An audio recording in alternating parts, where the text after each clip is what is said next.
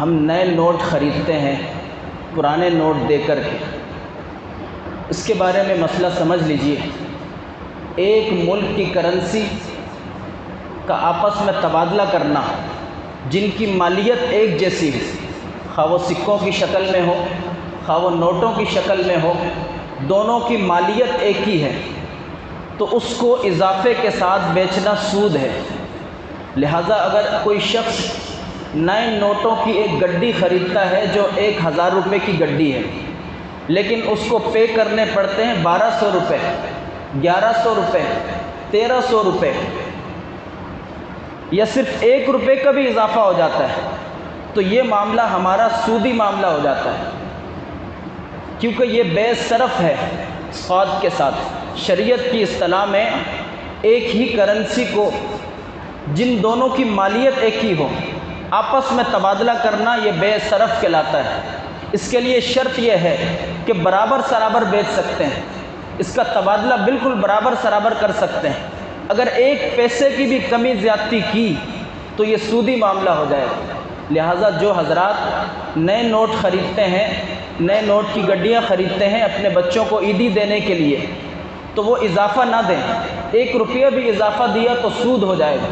اور سود کے بارے میں اللہ کے نبی علیہ الصلاۃ والسلام فرماتے ہیں کہ 36 دفعہ زنا کرنے سے بھی زیادہ بری چیز ہے۔ اور قرآن کریم میں اللہ تعالیٰ فرماتے ہیں فَإِن لَّمْ تَفْعَلُوا فَأْذَنُوا بِحَرْبٍ مِّنَ اللَّهِ وَرَسُولِهِ، کہ اگر تم سودی معاملے کو ترک نہیں کرتے تو تمہارا اللہ اور اس کے رسول کے ساتھ اعلان جنگ ہے۔ اس قدر سخت وعید کسی اور عمل پر نہیں آئی قرآن کریم میں، صرف سود کے معاملے پر اس قدر سخت وعید اللہ تعالیٰ نے بیان فرمائی ہے کہ گویا جو شخص سودی معاملہ کرتا ہے وہ اللہ اور اس کے رسول کے خلاف میدان جنگ میں نکل آیا ہے۔ جو اللہ اور اس کے رسول کے خلاف میدان جنگ میں نکلا ہو، اس کی بربادی میں کیا شک ہو سکتا ہے۔ لیکن یہ ایک ہماری ضرورت ہے کہ ہمیں نئے نوٹوں کی ضرورت ہوتی ہے۔ اب ہم جس سے وہ خریدتے ہیں، جس سے پرچیز کرتے ہیں، وہ ہمیں انہی قیمت میں نہیں دے سکتا، اس کا بھی نقصان ہے۔ تو اللہ تعالیٰ علماء کرام کو جزائے خیر عطا فرمائے، انہوں نے اس کی ایک صورت نکالی ہے۔ وہ صورت یہ ہے کہ نئے نوٹوں کی جو گڈی ہم لے رہے ہیں اس کے ساتھ کسی چیز کو بھی شامل کر لیا جائے۔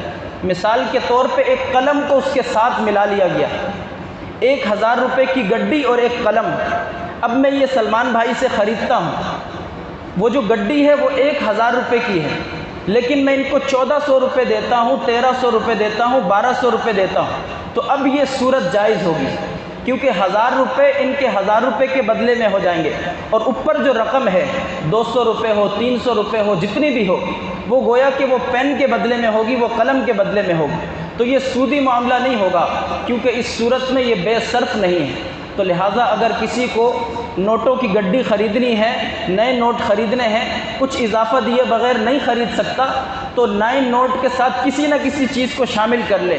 کوئی بسکٹ کو شامل کر لیا، قلم کو شامل کر لیا، تاکہ بے کی جو جہت ہے وہ تبدیل ہو جائے۔ اللہ سبحانہ و تعالی ہم سب کو سمجھنے اور عمل کرنے کی توفیق عطا فرمائے۔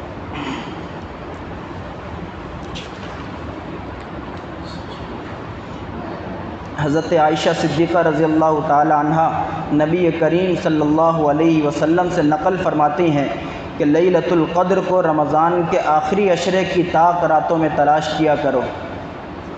حضرت عبادہ رضی اللہ تعالی عنہ کہتے ہیں کہ نبی کریم صلی اللہ علیہ وسلم اس لیے باہر تشریف لائے کہ ہمیں شب قدر کی اطلاع فرما دیں، مگر 2 مسلمانوں میں جھگڑا ہو رہا تھا۔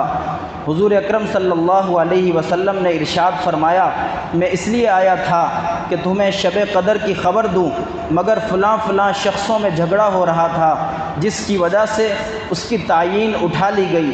کیا بعید ہے کہ یہ اٹھا لینا اللہ تعالیٰ کے علم میں بہتر ہو، لہٰذا اب اس رات کو 9ویں، 7ویں اور 5ویں رات میں تلاش کیا کرو، یعنی آخری عشرے کی جو طاق راتیں ہیں 21، 23، 25، 27 اور 29، اس میں تلاش کرنے کا حکم ہے۔ ہمارے پاس صرف ایک رات ہے، اللہ تعالیٰ ہمیں اس کی قدردانی نصیب فرمائے۔ اللہم انت السلام و منک السلام تبارک یا ذا الجلال والاکرام۔